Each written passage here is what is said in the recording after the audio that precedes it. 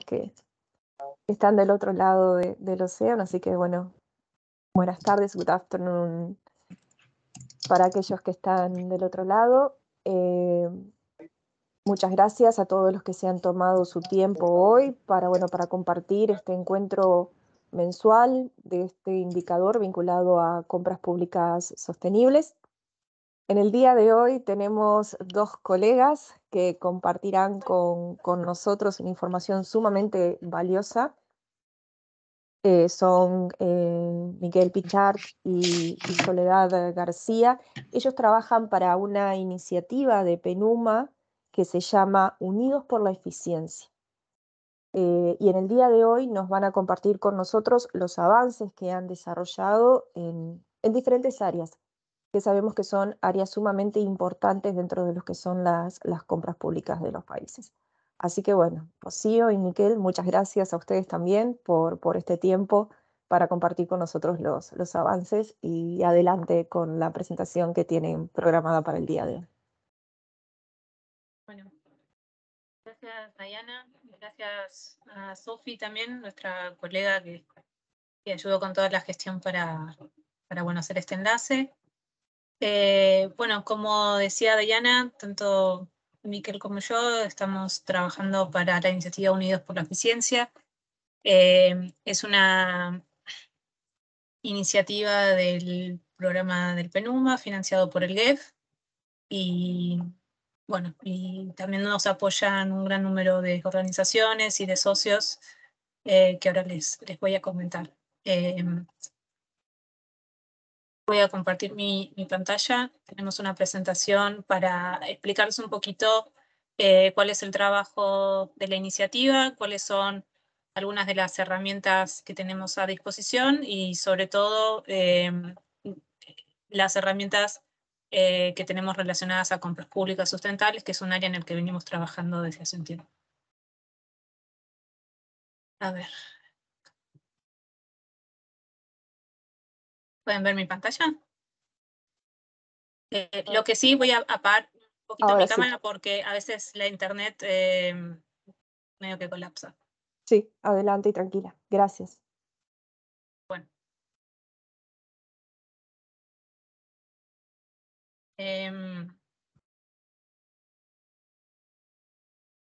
Bueno, entonces, como les comentaba, la iniciativa básicamente provee asistencia técnica independiente a países en desarrollo, economías emergentes, como se dice generalmente, para la transformación de los mercados de iluminación, electrodomésticos y equipos a productos más eficientes para lograr ahorros sustanciales en lo que es energía, económicos y medioambientales. Nosotros apoyamos lo que es el segundo objetivo de la iniciativa C4All, que es de la Secretaría General de la ONU, que es la de duplicar la tasa global de mejora en eficiencia energética. Y bueno, esto es muy importante por todos los beneficios que conlleva la eficiencia energética, desde ahorros en la factura de servicio hasta liberación de la capacidad de generación que tengan los países, reducción de emisiones de CO2 y obviamente también ayudar a que los negocios tengan mayor productividad a través de equipos y productos más eficientes. Para esto nos enfocamos en 5 productos que en su conjunto consumen más del 50% de la electricidad a nivel global, y estos son entonces equipos de aires acondicionados, iluminación, motores eléctricos, refrigeradores y transformadores de distribución. Para la transformación del mercado aplicamos lo que llamamos el enfoque de políticas integradas, que es en torno al cual estructuramos nuestros proyectos, ¿no? Y que se compone de estos 5 elementos que ven en pantalla. Desde los estándares y regulaciones, esto generalmente se conoce como los MEPs, aunque no son los únicos, que son los estándares mínimos de eficiencia energética. Después trabajamos con todo lo que tiene que ver con el etiquetado y campañas de comunicación para la concientización al consumidor final. Después con los mecanismos de financiamiento Después monitoreo, verificación y cumplimiento. Y por último, gestión ambiental.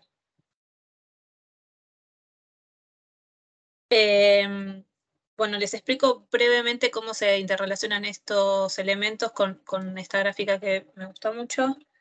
Entonces, este proceso de transformación de mercado empieza con la implementación de los estándares mínimos de eficiencia, que lo que hace básicamente es prohibir los productos obsoletos o ineficientes de un mercado, ¿no? Una vez que se implementan estos MEPs, se propone un sistema de etiquetado o un rescalado, dependiendo del país, en caso de que ya lo hubiere, para promover aquellos productos que son más eficientes y brindar información al consumidor, ¿no? Aquellos productos que son más eficientes generalmente también son más costosos, y entonces proponemos distintos mecanismos financieros e incentivos junto con entidades financieras locales para poder paliar esta brecha del precio y hacerlos más asequibles. Por otro lado, no tiene sentido implementar MEPs si no se va a implementar al mismo tiempo un sistema de monitoreo, verificación y cumplimiento que controle justamente el cumplimiento en el mercado de las regulaciones, ¿no? Y que asegure la conformidad de los productos a los requisitos que se han implementado. Entonces, este componente incluye trabajar con laboratorios, con entidades certificadoras, con estándares de testeo, también con aduanas, con distintos elementos como sistema de registro de productos, etc. Por último, y no menos importante, la implementación de un sistema de gestión ambiental que se encargue de la disposición final, del reciclado de aquellos productos que estamos sacando del mercado. Muchas veces estos productos tienen materiales peligrosos y contaminantes, como puede ser el mercurio para las lámparas, los gases refrigerantes o las espumas para los refrigeradores, etc. Entonces, siguiendo todos estos pasos, nos aseguramos que la transformación del mercado va a ser robusta y se va a sostener en el tiempo. Bueno, como les comentaba, nos apoyan distintos organismos y socios, entre ellos fabricantes de las principales marcas, como puede ser Signify, Osram, Mave, ABB, etc. Después también nos apoyan organizaciones que son ya más de índole técnico, como puede ser BASE para aspectos financieros, también organizaciones regionales, como OLADE para América Latina. Y por último, también trabajamos con distintos socios que nos ayudan al financiamiento y agencias implementadoras, que también incluyen otras agencias de la familia de Naciones Unidas.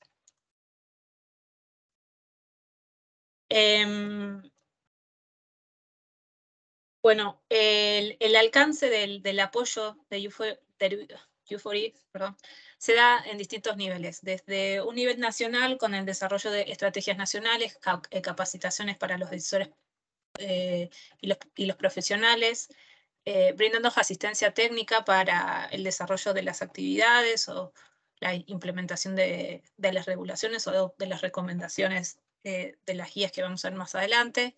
Y obviamente en el desarrollo de proyectos para apoyar básicamente la recaudación de fondos para hacer estos trabajos. También trabajamos a nivel regional con proyectos que involucran a varios países, realizando estudios de mercado regionales, la capacitación también a decisores, y proyectos, ¿no?, que tal vez buscan más armonizar estándares en una región o poder implementar normas comunes. Por último, en un nivel más global, con el desarrollo de distintas herramientas y guías que están a disposición de los países. Y entre estas herramientas, acá hay algunas, podemos mencionar la evaluación de ahorros de los países, que se hizo para más de 155 países. Este es un documento en donde se calcula cuáles son los potenciales ahorros si los países transicionaran a alternativas más eficientes. Entonces, se calculan ahorros económicos, ahorros energéticos y los ahorros medioambientales. Después tenemos guías políticas, de políticas. Después la guía de regulación modelo, que es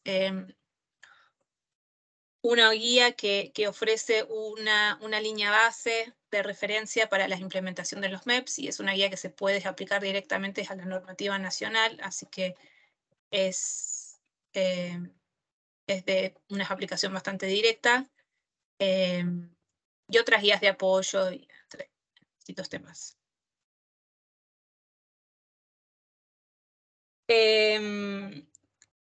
Bueno, quería mostrarle entonces este grafiquito que es muy parecido al gráfico anterior, pero en donde se incluye el rol, digamos, de las compras públicas sustentables y el potencial que tiene en esta transformación del mercado. Como dijimos antes, el primer paso es la implementación de estándares mínimos o de MEPS, que básicamente entonces lo que hace es prohibir una porción del mercado.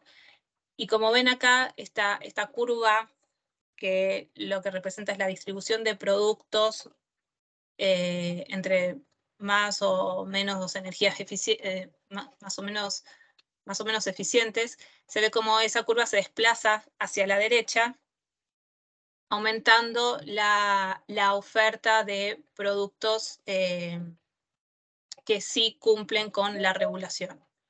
Si encima de eso nosotros agregamos un sistema de etiquetado, lo que hacemos es correr esa curva un poco más hacia la derecha, porque ahora está la información de qué productos son más eficientes. Entonces, se pueden identificar mejor cuáles son las mejores opciones. Pero si encima se aplican medidas para la compra pública sustentable, lo que se hace es incluso moverla más hacia la derecha, porque esto hace que haya una mayor demanda de productos eficientes y por ende el mercado también va a disponer de esos productos, ¿no?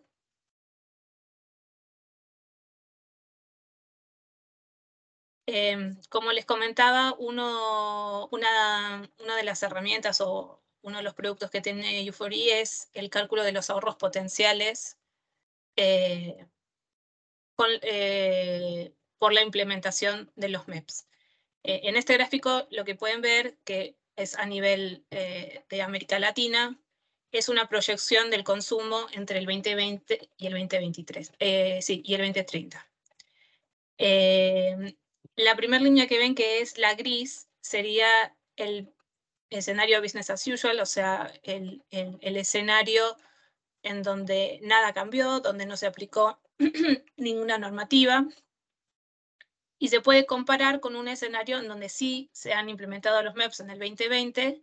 Entonces pueden ver cómo hay un ahorro en el consumo de electricidad de 10 terawatts, que son ahorros anuales al 2030. Y esto es equivalente a 5 plantas de generación eléctrica, 6 millones de toneladas de CO2 evitadas, bueno, ahorros por más de 1.000 millones de dólares en facturas de electricidad. Obviamente se pueden aplicar regulaciones que sean más exigentes, más ambiciosas, y por eso hay esta línea verde, que es un escenario de mayor ambición, en donde se aplicaron requisitos más altos que los MEPS, y esto coincidiría con aquellos que nosotros proponemos para las compras públicas, ¿no?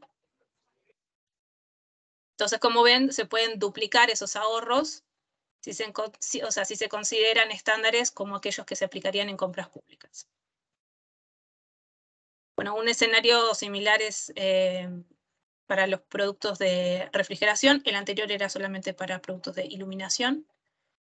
Pero bueno, una situación similar se ve para los productos de refrigeración, los refrigeradores y los aires acondicionados, con el agravante de que este tipo de productos se proyecta que aumente el consumo de acá a 10 años y más también.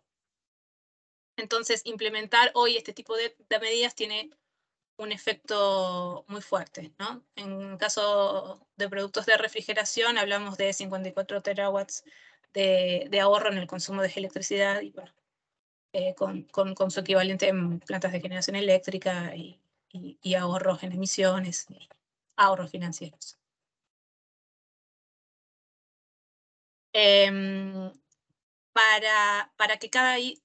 Para que sepan, cada país tiene su evaluación de ahorros, así que pueden buscar esta información para su país en la página de U4E y bajarse el reporte, y ahí está todo el detalle específico para cada uno de los países.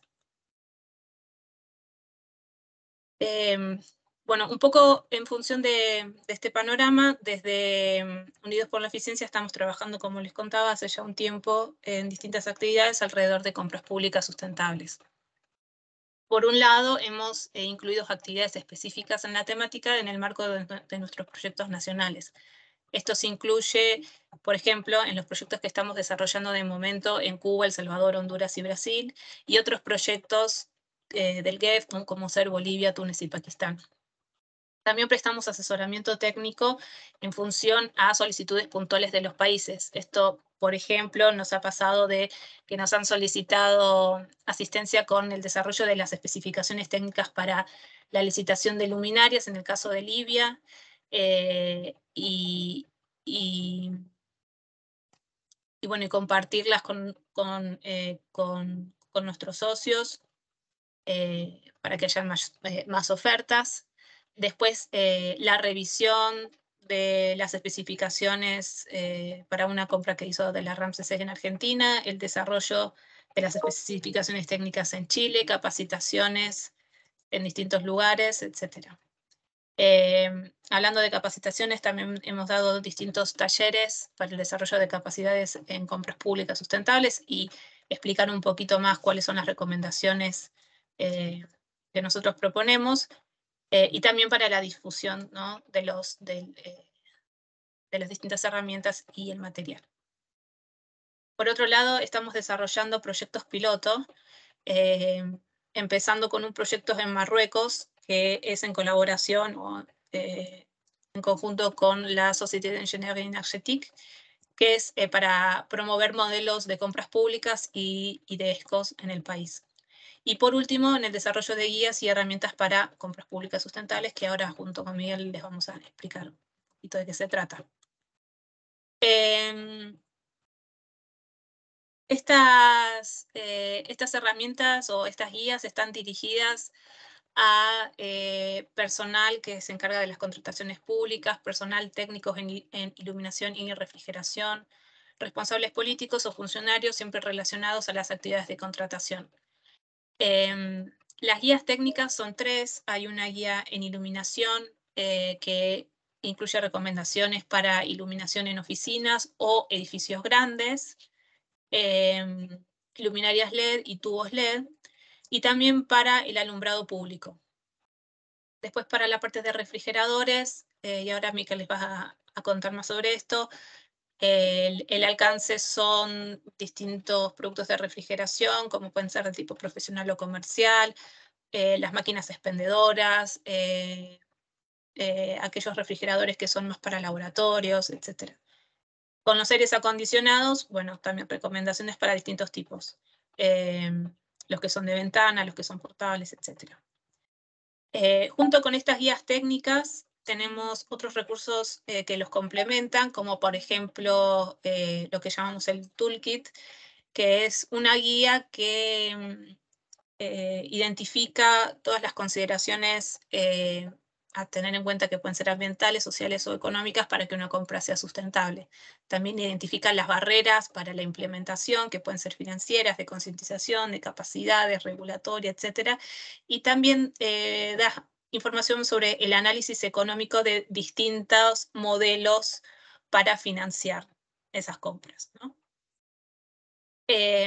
Las 2 guías en refrigeración tienen o se acompañan con una herramienta que es un Excel, que es una planilla de cálculo, ¿no?, que compara el coste económico y el impacto ambiental de las diferentes ofertas. Entonces es posible comparar y ver cuál opción es la mejor. Y ahora Miquel les va a explicar más sobre esto. Pero bueno, antes les quería comentar muy brevemente cuál es el contenido de la guía técnica. En el caso de la guía de iluminación, da recomendaciones muy específicas, como dijimos, para iluminación interior, para la iluminación que va en oficinas y también para iluminación en exteriores, ¿no? Lo que es el alumbrado público. Y en esta guía se detallan los valores de los distintos requerimientos que deberían estar incluidos en el proceso de licitación, ¿no? Que deberían ser pedidos en el proceso de licitación. Y estos criterios son varios, como pueden ver acá, que van desde la eficiencia mínima hasta la vida útil, aspectos de fotometría, temperatura, color, índice de reproducción cromática, efecto de parpadeo. Bueno, todos estos aspectos tienen que ver con cuestiones de eficiencia, de salud, de durabilidad. Entonces, es una guía que esperamos que ayude a hacer una suerte de checklist cuando están haciendo su proceso de compra, para asegurarse de que, bueno, de que tenga todo el potencial en eficiencia y en calidad los productos que compren. Simplemente para mostrarles un resumen, ¿no? Para cada uno de estos criterios se recomienda un valor específico. Estos son valores globales, entonces también es una forma de ser como una suerte de referencia, ¿no? De cuáles son los productos que ya están disponibles en el mercado. Este nivel de tecnología ya está disponible. Así que, bueno, es una referencia.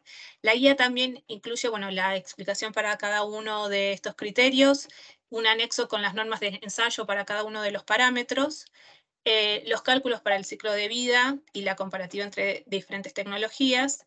Y por último, que está bien interesante, es ejemplos de licitaciones de alumbrado público y de iluminación en interiores, para que vean buenos ejemplos de la documentación y todo lo que esto incluye. Y también se incluyó en este aspecto un modelo de contrato para lo que es iluminación como servicio, ¿no? Lighting as a Service, que ahora está bastante en boga. En vez de comprar el producto, se compra directamente el servicio, ¿no? La prestación de las luminarias a las empresas. Pero aún así, aunque uno esté comprando el servicio, también puede especificar qué tipos de producto quiere que se instalen, ¿no? Entonces también esta es una forma de corroborar la calidad o las especificaciones de las luminarias. Bueno, eso es todo por mi parte, así que ahora le paso la palabra a Miquel para que le explique sobre la parte de refrigeración. ¿Te paso yo las diapos? Si puedo compartir mi pantalla, Claro, mejor. sí, Así sí, me claro, gusta tener control de la pantalla. Voy a ver. seguro. Muchas gracias, Rocío. Y quiero aprovechar que, bueno, que si hay algunas personas que quieran hacer preguntas, tienen dos opciones. Levantar la mano o van escribiendo sus preguntas en el chat, que, bueno, que las podemos ir respondiendo. O si no, al final siempre dejamos un espacio como para que ustedes puedan hacernos comentarios, contribuciones y preguntas a las personas que, bueno, que están participando en el día y que aprovechen esa oportunidad. Ya estamos viendo, creo que tu pantalla, Miquel. Ah, perfecto, gracias. Entonces, ¿puedo empezar entonces? A ver, sí, no tengo ninguna pregunta ni mano levantada, así que adelante.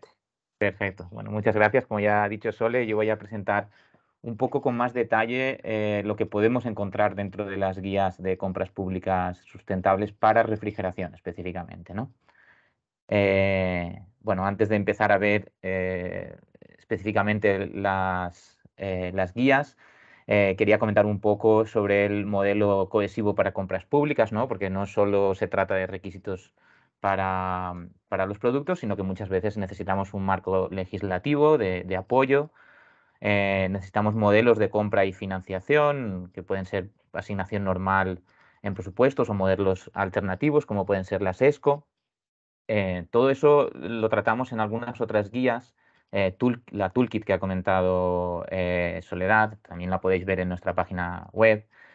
Pero bueno, hoy yo os voy a presentar esta parte, que serían los requisitos de sostenibilidad para el producto, que son principalmente medioambientales, y algunos requisitos que pueden ser para el suministrador, ¿no? Digo producto porque vamos a hablar de refrigeración, pero bueno, algunas cosas similares podrían ser también para servicios.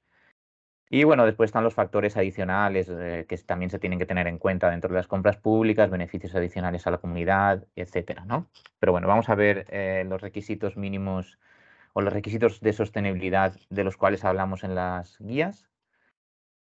Bueno, hay varias preguntas, ¿no?, que nos surgen a la hora de cuando vamos a establecer los requisitos de compras públicas sustentables. El primero sería cuál es el alcance, qué tipos de productos les vamos a exigir esos requisitos, ¿no? Si vamos a usar el coste del ciclo de vida como un criterio de selección entre diferentes ofertas, ¿cómo vamos a calcular ese coste del ciclo de vida? Déjenme aquí colocar el puntero mejor. Bueno, también los requisitos, si estamos reemplazando un producto antiguo, ¿qué vamos a hacer con ese producto antiguo? ¿Cuáles son los requisitos de gestión ambiental para al final de la vida útil? Los requisitos de eficiencia energética y otros requisitos medioambientales, ¿no? Entonces, lo que pretendemos con las guías es un poco resolver esas preguntas, ¿no? Aquí tenemos las dos guías de refrigeración, una para aires acondicionados en general y una para refrigeradores. La de refrigeradores incluye refrigeradores domésticos y refrigeradores comerciales, o por lo menos parte de los refrigeradores comerciales. Y aquí tenemos el contenido de las guías, en el cual es parecido en las dos, porque los dos son de refrigeración, aunque pueden haber algunos contenidos específicos de cada uno. Por ejemplo, tamaño y tipo lo tenemos en las dos, eficiencia energética, el costo de ciclo de vida, el refrigerante. En el caso de los refrigeradores también hablamos del agente espumante, lo vamos a ver ahora en más detalle. También en refrigeradores hablamos de preservación de alimentos, cosa que no está en los aires acondicionados. Hablamos de controles inteligentes, reparabilidad y, como he dicho, también de la gestión ambiental al final de la vida útil. Yo quería comentar aquí también que estos son guías de implementación internacional, ¿no? Intentan ser útiles para todo el mundo, para diferentes países, y por lo tanto es recomendable, sobre todo en esta parte de refrigeración, donde hay muchos tipos de métodos de ensayo y de cómo calcular la eficiencia energética y demás, es recomendable que si vamos a utilizarla, antes de que sea utilizada oficialmente, que sea adaptada un poco para el país, ¿vale? No, se puede usar, muchos aspectos se pueden usar directamente, el licitador los puede usar directamente, pero sería más recomendable de que un creador de políticas lo adaptase para el país, ¿vale? Lo vais a entender ahora con el siguiente ejemplo. Por ejemplo, una de las preguntas principales es el consumo de energía. ¿Cuál es la eficiencia energética mínima que tenemos que requerir para las compras públicas sustentables, ¿no? Bueno, eso va a depender también de cómo es el mercado. Si conocemos el mercado, si conocemos la eficiencia energética en el mercado, será más fácil establecer esos requisitos mínimos, ¿no? También va a depender si tenemos ya regulaciones en el país, si tenemos MEPs, si tenemos etiquetas comparativas, ¿no? Si no hay nada, pues tal vez sea inclusive difícil pedir un nivel mínimo porque no sabemos ni cuánto consume de energía porque no se hacen esos tipos de ensayos en el país, ¿no? Y después, aunque tengamos ya regulaciones de MEPs y etiquetas y demás, tenemos que saber cuál es la métrica, es decir, cómo se calcula esa eficiencia energética. No es lo mismo para un aire acondicionado, por ejemplo, conocer la eficiencia energética a una temperatura ambiente única, que es lo que le llamamos de punto único de eficiencia energética, o un rendimiento estacional, donde consideramos la distribución de temperaturas dentro del país, ¿no? Y aunque estemos utilizando este rendimiento estacional, hay países que van a tener curvas de temperatura diferentes, como esta que podemos ver aquí. Estos son horas de uso de aire acondicionado en función de la temperatura ambiente. Entonces podemos ver en naranja un clima más cálido, con muchas horas de uso a una temperatura alta, y en azul un país más frío, donde también se utiliza el aire acondicionado, pero menos horas y a una temperatura más baja, ¿no? Entonces, los niveles de eficiencia energética, un mismo aire acondicionado, va a dar una eficiencia diferente en un clima y en otro. Por lo tanto, no podemos poner el mismo requisito en un país que en el otro. En las guías públicas, en las guías que nosotros tenemos, no me acuerdo ahora cuántos tenemos, pero tenemos como 20 climas diferentes o algo así, y para cada uno de los climas recomendamos un nivel de eficiencia alta. Entonces, cada país tiene que seleccionar cuál es ese nivel. Pero también recomendamos que el país lo estudie bien si realmente ellos están utilizando esta curva o esta otra o cualquier otra en su cálculo de la eficiencia energética, ¿no? Entonces, solo eso, para tener en cuenta de que lo mejor sería intentar adaptarlas para el país. Bien. Si conocemos la eficiencia energética en el mercado y tenemos etiquetas de eficiencia energética, podemos usar estas etiquetas también para indicar cuál es el nivel mínimo de eficiencia para las compras públicas, para que al licitador le sea más fácil identificar cuáles son los productos que puede comprar, ¿no? Entonces voy a usar este ejemplo aquí de esta etiqueta de la Unión Europea para refrigeradores. Esto es una proyección de 2021 a 2030, una estimación de cómo va a variar la eficiencia energética en el mercado. Entonces, A es el más eficiente, F es el menos eficiente. Podemos ver que en 2021 prácticamente no hay A ni hay B y hay muy pocos Cs, ¿vale? Y después con los años van a ir aumentando. Entonces, ¿cuál es el nivel mínimo de eficiencia energética que debemos exigir en compras públicas? Nosotros recomendamos que sea alrededor del 20% más eficiente de los productos. Por lo tanto, si estamos considerando el año 2021, podríamos seleccionar entre A y D, es decir, E y F quedarían fuera de nuestra opción como compras públicas y el licitador debería exigir entre A y D, ¿vale? Si exigimos entre A y D, estamos aquí teniendo en cuenta que vamos a comprar entre el 25 y 26% más eficiente del mercado. Como la eficiencia va a aumentar con los años, nosotros tenemos que ser flexibles y tenemos que actualizar esas exigencias mínimas para compras públicas. Por lo tanto, nosotros recomendamos que más o menos cada 2 años se revise y si hace falta se actualice, ¿no? Entonces, aquí, por ejemplo, podríamos decir que en 2023 se podría actualizar de A a la C, en 2025 de la A a la B y, por ejemplo, en 2028 la A, ¿no? Se podría utilizar solo la A. Esto si se cumplen las expectativas de cambio, ¿no? En el mercado.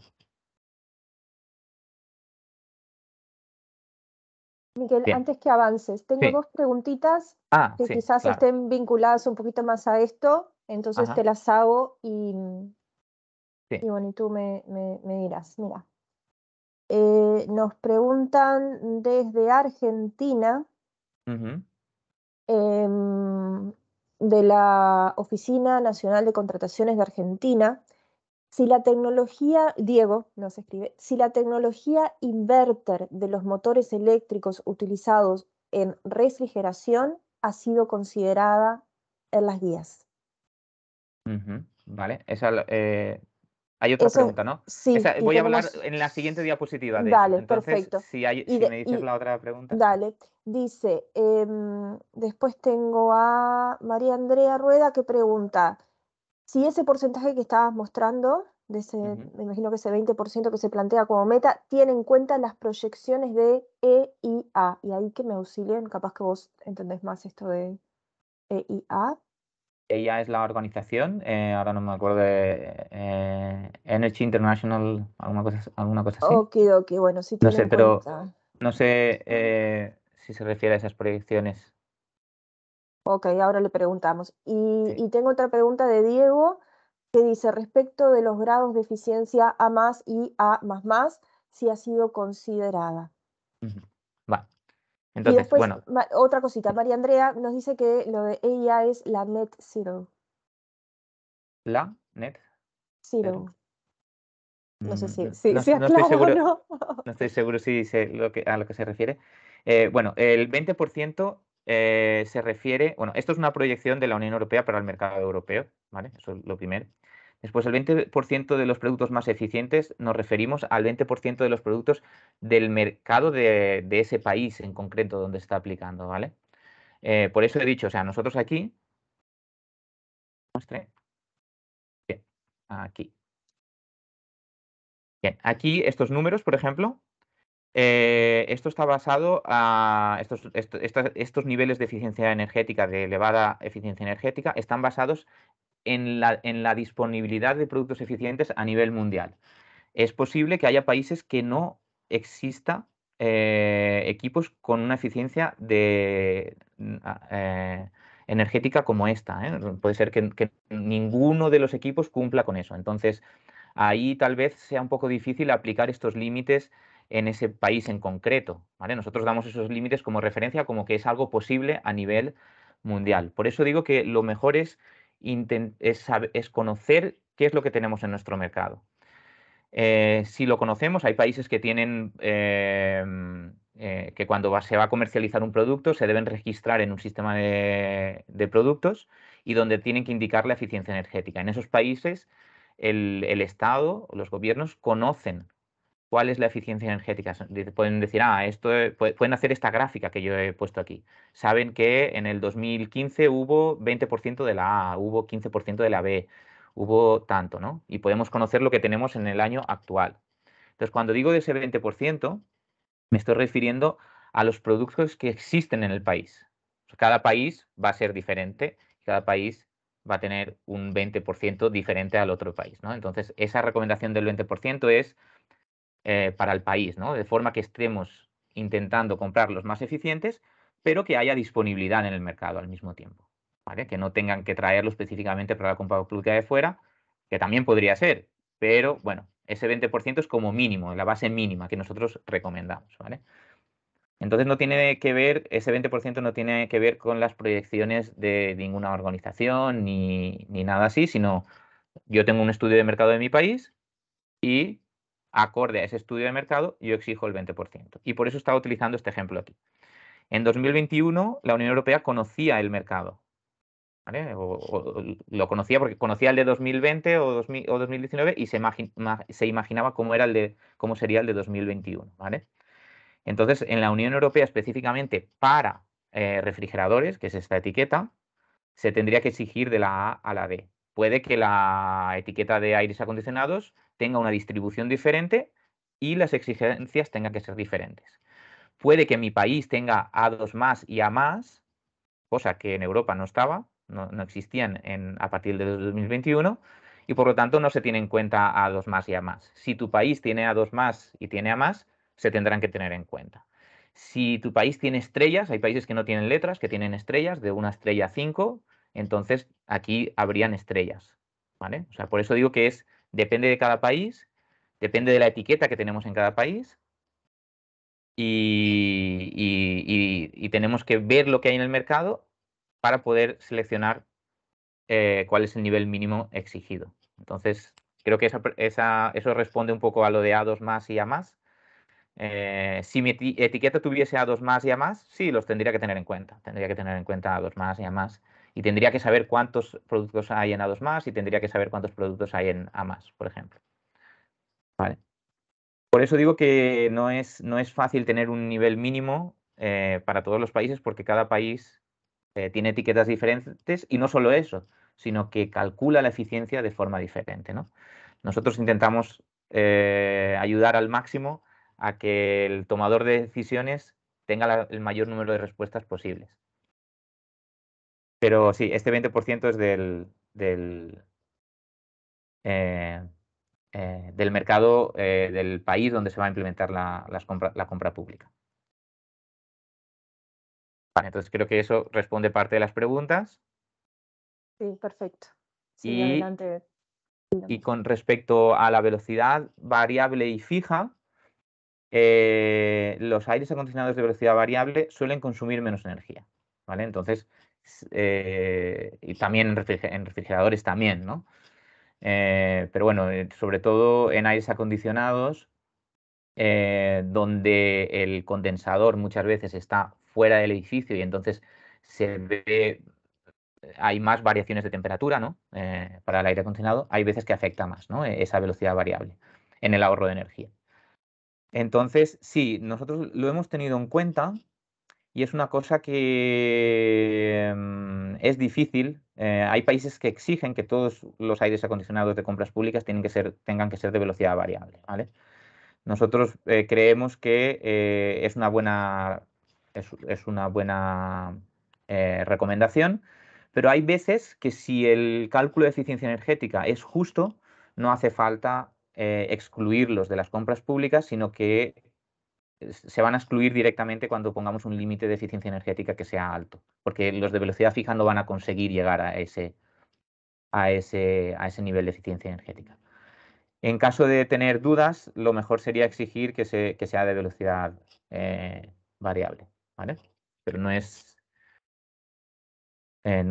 sería obligatorio. A veces depende del país. Por eso hay veces que siempre un ojo experto puede ver lo que hay en el país y puede definir unos requisitos mínimos mejores y más adaptados a ese país, ¿no? Pero bueno, como digo, esto lo que intenta es intentar resolvernos las dudas y que sea más fácil para el tomador de decisiones.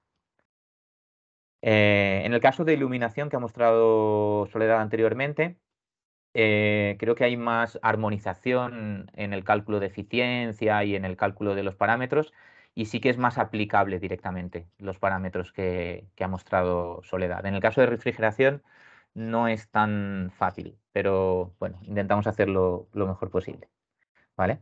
Bueno, esto con referencia al consumo de energía, como os estaba diciendo, velocidad variable. Tratamos otros puntos también, que hay veces que no pueden ser una recomendación de requisito mínimo, como por ejemplo la sobredimensión de los equipos.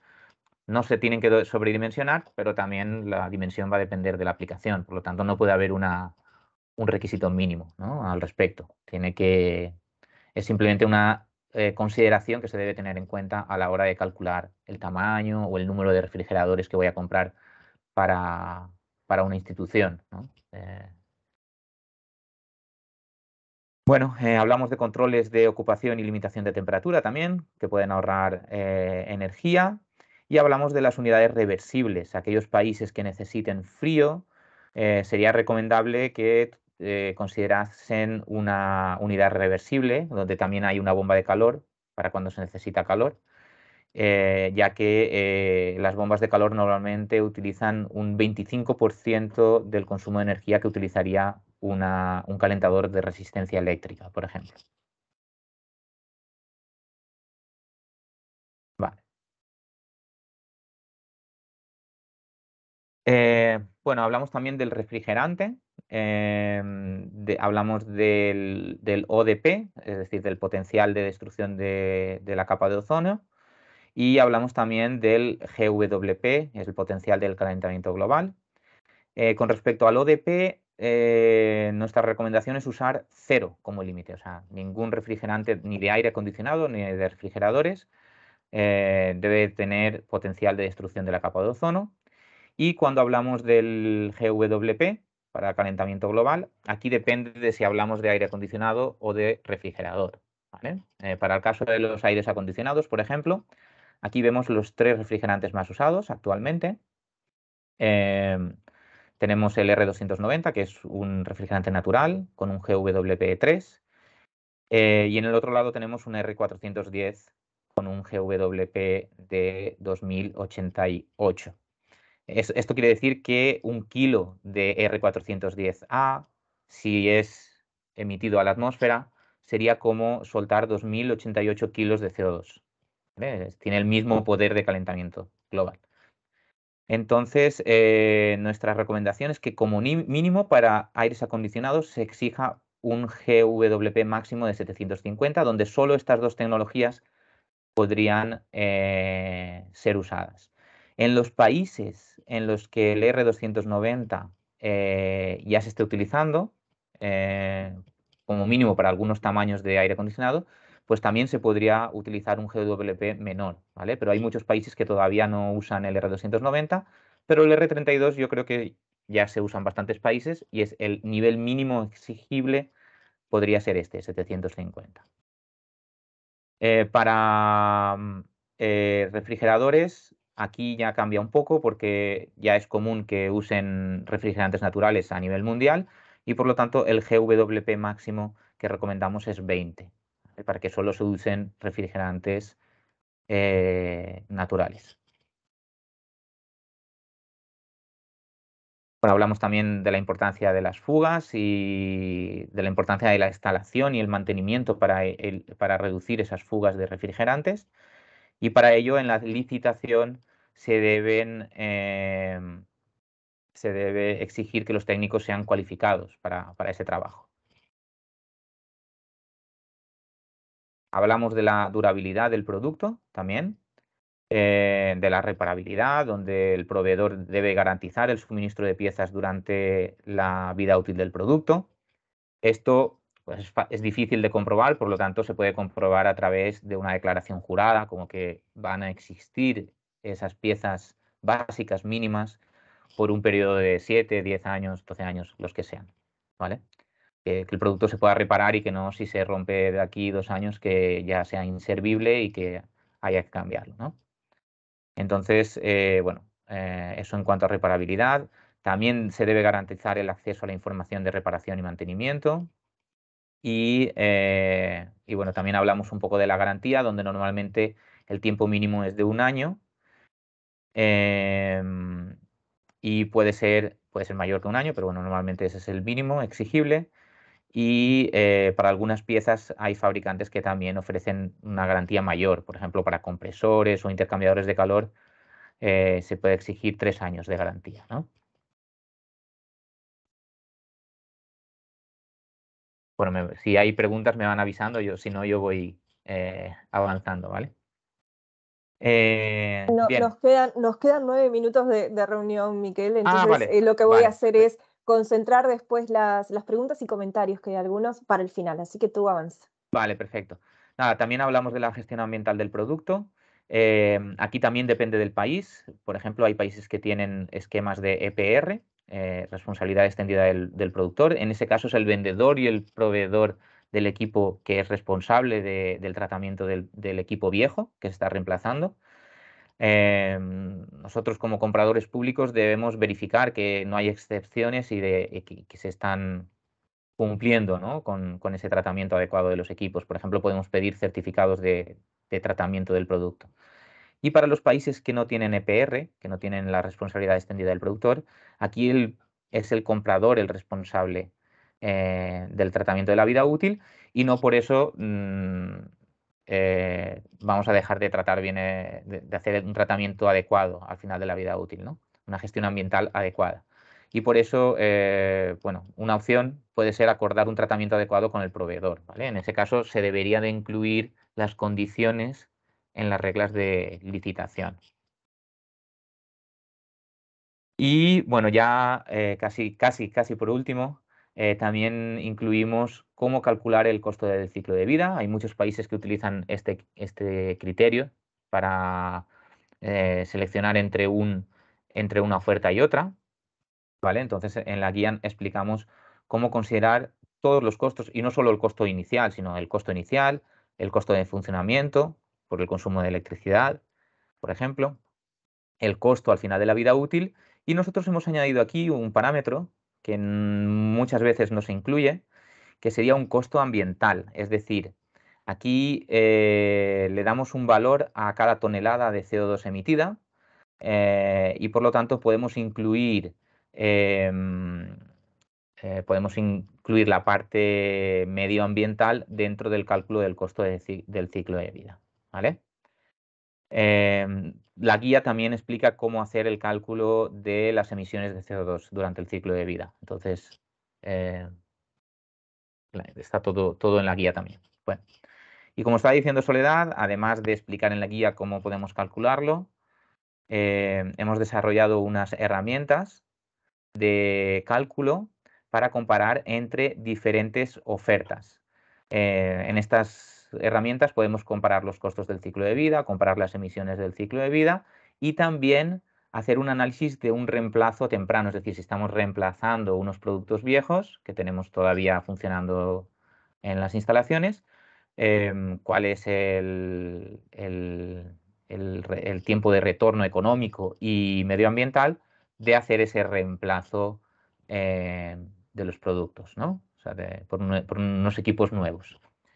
Y la presentación termina aquí, pero bueno, os muestro rápidamente, no sé si tengo algunos minutos o si hay preguntas. Si no, os muestro rápidamente un poco la herramienta, así Sí, por sí, por encima. favor, y el sitio que tienen ustedes, sí, por favor. Vale, entonces, bien, pues termino mostrando rápidamente un poco la herramienta. Es una herramienta desarrollada en Excel. Bueno, tiene una parte de introducción y explica cómo se debe de usar. Una parte donde los países pueden introducir los datos específicos del país. Aquí vemos el valor de la electricidad, la clase climática del país, el nivel mínimo de exigencia de eficiencia energética, bueno, y el nivel mínimo de GWP, bueno, varios valores donde en esta columna el país puede poner sus especificaciones y si no, hay un valor por defecto, ¿vale? Que es el que se utiliza. Como he dicho, esto es una guía que pretende ser útil para todo el mundo. Si esto se va a utilizar oficialmente en el país, lo ideal es que, bueno, que el país ajuste algunos de estos parámetros y que le haga la vida más fácil al licitador que va a usar la herramienta y que así no tenga tantos parámetros que elegir, ¿no? Porque hay muchos parámetros que pueden ser elegidos por el país y que ya no se toquen más. Y después tenemos ya la pestaña de costes y emisiones, que sería esta de aquí. Las celdas en amarillo son donde yo tengo que introducir los datos. Entonces aquí tengo una fila para cada oferta que tengo, número de unidades. Aquí en este ejemplo son 100 unidades de aire acondicionado. Bueno, la eficiencia, el consumo de energía, todo eso. Y aquí al final nos hace los cálculos del coste del ciclo de vida para que se pueda comparar y las emisiones de CO2 equivalente. Entonces, por ejemplo, tenemos la oferta 1, que es más eficiente pero más cara, $100.000, y la oferta 2, que es menos eficiente pero menos cara, $80.000. Pero si calculamos el coste del ciclo de vida, vemos que la oferta 1 son $487.000 al final de la vida útil y la oferta 2 son $604.000. Por lo tanto, aunque la 1 es más cara, el precio inicial, nos estaríamos ahorrando más de $100.000 al final de la vida útil. Y lo mismo con las emisiones. Es 1.200.000 kilos de CO2 y 1.600.000 kilos de CO2. También estaríamos ahorrando unos 400.000 o no llega a 400.000 kilos de CO2 equivalente. ¿Vale? Y nada, al final aquí también en la parte de inferior podemos introducir los datos de los equipos viejos y ver el retorno económico, el tiempo de retorno económico y el tiempo de retorno ambiental también. Bueno, eso era todo lo que quería mostrarles. Espero que esté dentro del tiempo y espero que haya tiempo por si hay preguntas. Miguel, muchas gracias por compartir y Soledad por compartir estas herramientas que tan necesarias son cuando tenemos que tomar decisiones inteligentes y decisiones que nos afectan de diferente manera a todos. Tengo en el chat sí algunas comentarios y preguntas que voy a aprovechar en estos minutitos que nos están quedando aquí al final para socializarlas. Em, eh, Javier Vadillo, que comentaba que la gráfica indicada y basada en valores de eficiencia europea, creo que no son evaluados igual con las normativas usadas en Latinoamérica. Han considerado esas diferencias para tropicalizar la información, para adaptar un poco más la información. Que ahí, bueno, ustedes nos dirán, o si seguimos mirando muchas veces a Europa como en otros casos y nos olvidamos de las diferencias que hay tecnológicas y otros aspectos aquí. Bárbara que comparte la página de la Agencia Internacional de Energía, así que gracias. Después se pregunta sobre la dimensión del BTUH, que es esencial, si afecta a la eficiencia del equipo y sobredimensionamiento de una tubería, bien específico, y pregunta si tienen alguna normativa para el cálculo potencial de calentamiento global TEWI, que en Honduras se desarrollan prácticas en equipos de aires acondicionados y refrigeración de convertir equipos de R22 a R290, por ejemplo, y que están obteniendo muy buenas eficiencias. Si se considera un enfoque de economía circular, el que no se adquiera el artefacto sino el servicio de refrigeración, si podría pensarse en un enfoque de ese tipo. Y bueno, esos son algunos de los comentarios que tenemos en el chat compartidos. Sí. No sé si quieren hacer algún redondeo de todo esto y bueno, y aprovecharlo como para también ir pensando en un cierre. Gracias, Miguel y Soledad. Sí, gracias. Sí, sí, bueno, primero el ejemplo de la Unión Europea es un ejemplo solo para ver cómo se puede usar la etiqueta para indicar índices de eficiencia energética mínimos. Como he dicho, lo importante es saber lo que tenemos en nuestro país. Es imposible hacer una recomendación general para todos los países. Entonces, nosotros lo que damos son ejemplos de cómo se podría hacer. O sea, si yo estoy en Colombia, por ejemplo, voy a usar y conozco mi mercado, voy a usar ese 20% que nosotros recomendamos, voy a ir a la etiqueta de Colombia, voy a ver cuáles son las clases de eficiencia energética que existen en Colombia dentro de ese 20% y voy a exigir como mínimo esa A, B, C o A más o A2 más, lo que exista en el país, o 5 estrellas, 4 estrellas. Entonces, eso es un ejemplo de cómo podemos utilizar la etiqueta, pero cada país, inclusive dentro de Latinoamérica, cada país utiliza etiquetas diferentes y por lo tanto debe de adaptarse a cada país. Después, en cuanto a cómo calculamos las emisiones que nosotros calculamos son emisiones equivalentes de CO2, donde se tiene en cuenta el refrigerante usado, donde se tiene en cuenta el consumo de energía. Ahí cada país puede seleccionar, porque cada país tiene matrices de energía diferentes. Hay unos con más renovables, otros con menos renovables, ¿no?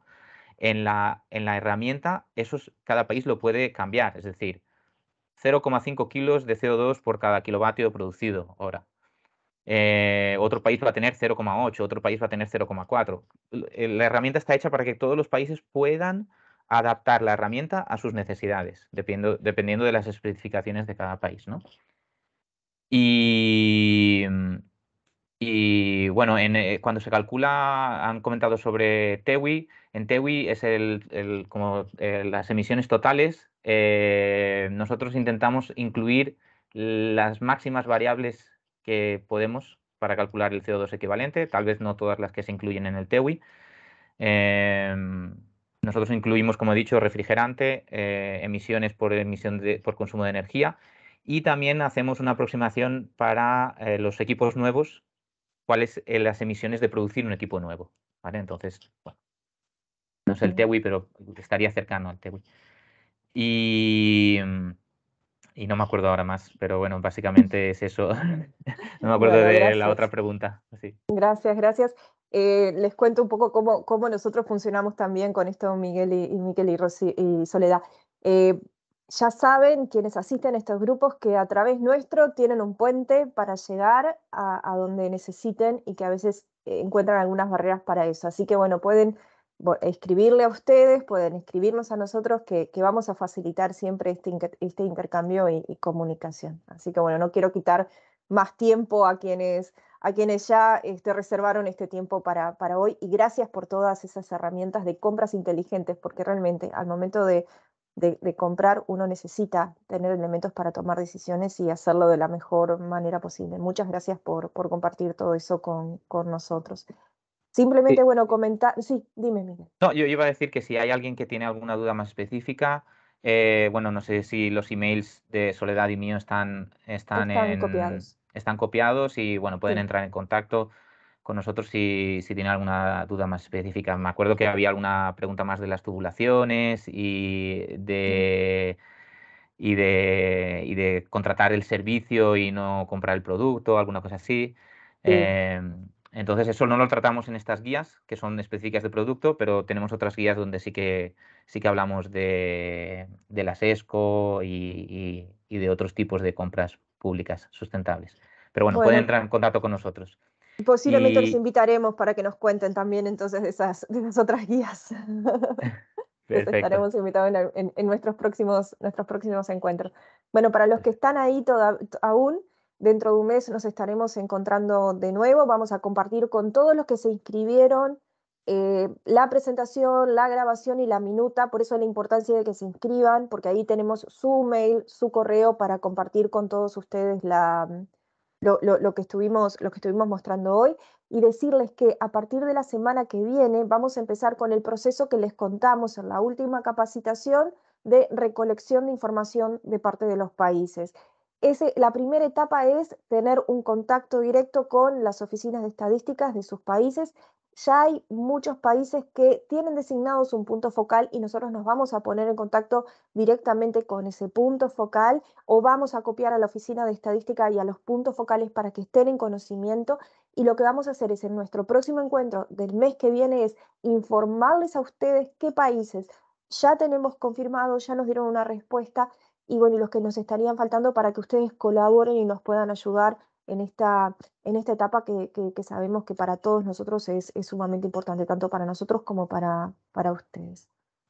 Bueno, Miquel, Rocío, gracias por compartir todo esto tan útil y estas herramientas tan útiles que están desarrollando, y que bueno, y que son mejorables y que serán adaptables, y que esperemos que bueno, que los países las puedan ir adoptando para ir haciendo esas mejoras y esas adaptaciones que son tan importantes a nivel nacional.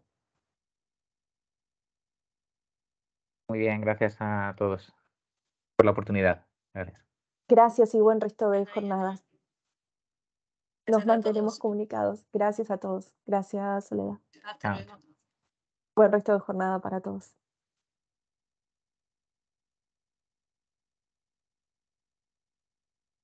Gracias. Adiós.